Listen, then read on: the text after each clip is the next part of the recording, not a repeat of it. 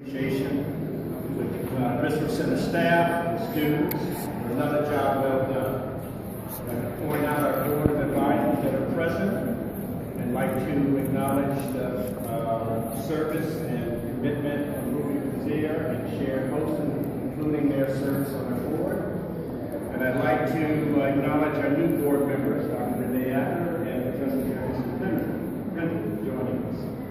Also, special thanks to our Driskell Center ambassadors. You'll see them with a little badge on. They will answer some of your questions. I prepped one to Carol Walker show. But something I also want to point out. We had an exhibition here prior to this one, the Dr. Blackburn Passages, which was an extremely important exhibition that I believe placed Bob Blackburn in the canon, as he should have. This illustrated catalog. And that show is now at King Columbia Gallery in New York City. That show was planned and scheduled to be returned to its lenders, but we were able to raise the funds to do that. Contributors like Dale Hardy, Juanita, and others, Pat Waters and others contributed the money necessary to take that show to New York and extend our reach from the Driskell Center to New York City. I'd like to acknowledge their contribution. Also, the continued support of our devoted supporters like the Mitchell family, who's always here and always supported and always makes a contribution to the Driskell Center. As he said today, everyone has a law to bring to the pie. Also, I'd like to thank Dr. Ruth Zambara from the Director Consortium of Race, Gender, and Ethnicity for collaborating on our program. Now I'd like to bring up Dr. Bonnie Deal. I want to say a few words after introducing Dr. Deal about the exhibition to give you some context from my perspective. But first, let me bring up Dr. Deal to greet you.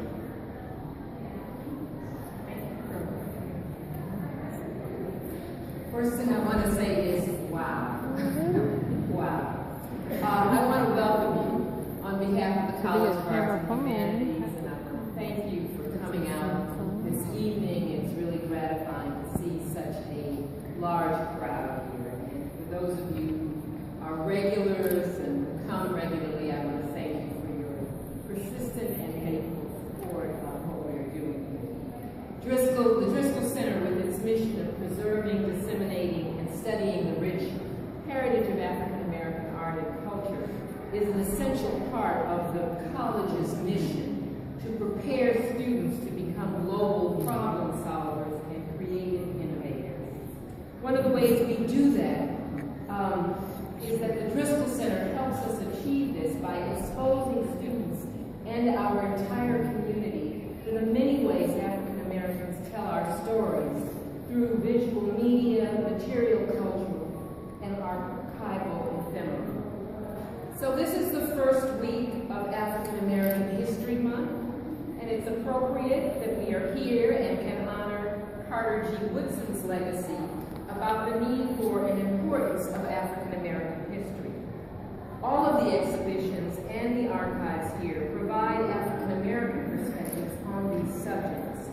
The exhibit that we are surrounded by tonight does this in a manner that is both bold and challenging, that is as bold and challenging as it is creative and path-breaking. Carol Walker makes us cringe and laugh at the same time. Her work is controversial because it boldly forces us to look at images that take us to a place many of us would prefer not to see, remember, or imagine. But I'm not the art historian. I'm not commenting on the work. Others would do that much better. I'm excited the Driskell Center has brought this work to our campus and our community because it provides us opportunities to engage these challenges, to debate and discuss them.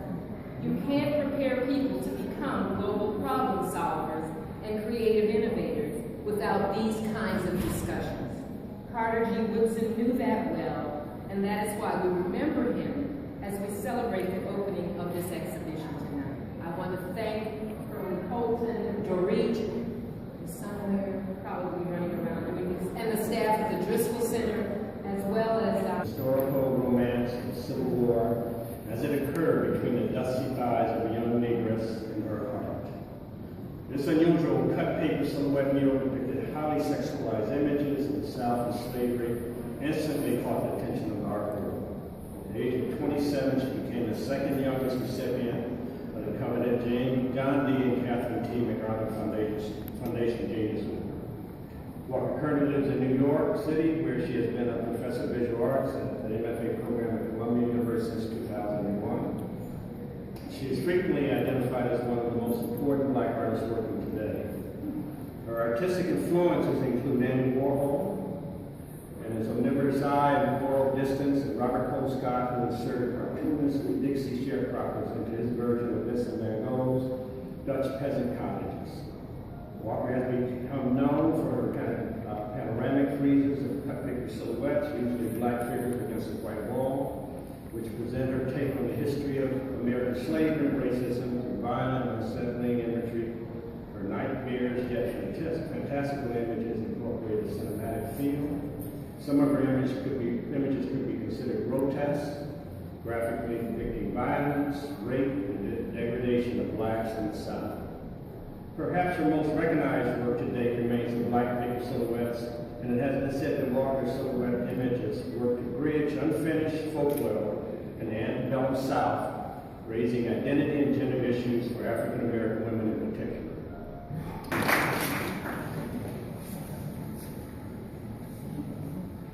Good evening and welcome again to the Driskell Center.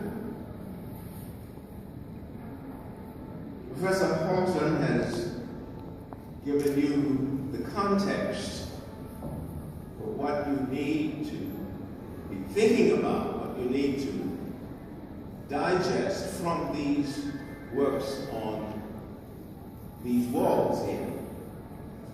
And I'm just here simply to give closing remarks and thank you for your patronage, your curiosity. There's a number of people who have said to me, I'm just curious to see what it's all about. Well, now you've seen what it's all about. And when one person said to me, why Carol Walker? And I said, why not? Anything that will move the dialogue of interaction, cultural interaction, in the sense that it gets us started thinking about our history, about our nation as a whole. That is something that is a part of the educational experience that we should all have and participate in. So we are delighted that Carl Walker's exhibition is here. And on a personal note, being a Southerner, we had certain expressions we would say down south. Now, I have known Carl Walker since she was knee-high to a duck. Her father, an accomplished artist, spent a good bit of time in California, then came back to the South, to Georgia, and was chairman of the art department at Georgia State University in Atlanta for a number of years. And I'm able to say, because I'm old, that we've probably had no exhibitions in this facility where I have not interacted with some of the artists in some manner. The last, of course, being Bob Blackburn. And so I have known Cara and her family over the years, had a visit from the entire family. Her mother Gwen, Larry, her father, then husband Klaus, and her daughter Octavia in Maine 12 years ago. And they came and toured my garden, my studio. At that time, Klaus was teaching jewelry. He's a jewelry artist. He was teaching jewelry over at the Maine College of Art in Portland. And so that kind of interaction of intimate asking of questions was very important for me. And I asked her about this question of history and the way she looks at it. She sees it differently from most people. And that's what artists are supposed to do. They're not supposed to copy each other. And she said, I'm deconstructing history. And that she's doing. She's looked at the salient episodes of American history, and as both Dean Bonnie Gill and Professor Holton said, you know, it's not always pleasant, particularly slavery, and a large percentage of our population still in denial about slavery. So that she has taken it upon herself to look at various strains of American history and give us her own personal interpretation is something worthy of our visual understanding. So I am pleased that you have responded by coming to see this exhibition, and I hope the students who are here, I'm just delighted to see so many students. I'm going to ask if you were, oh, you had to.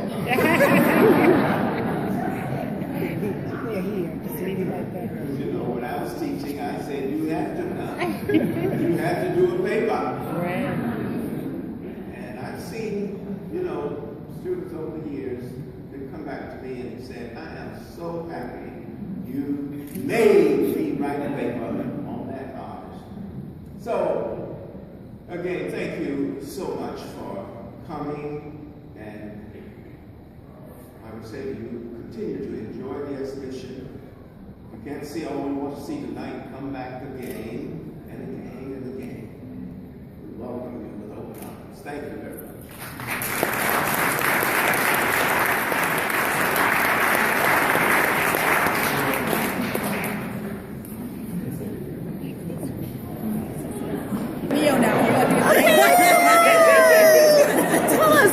Tell us what brought you out tonight?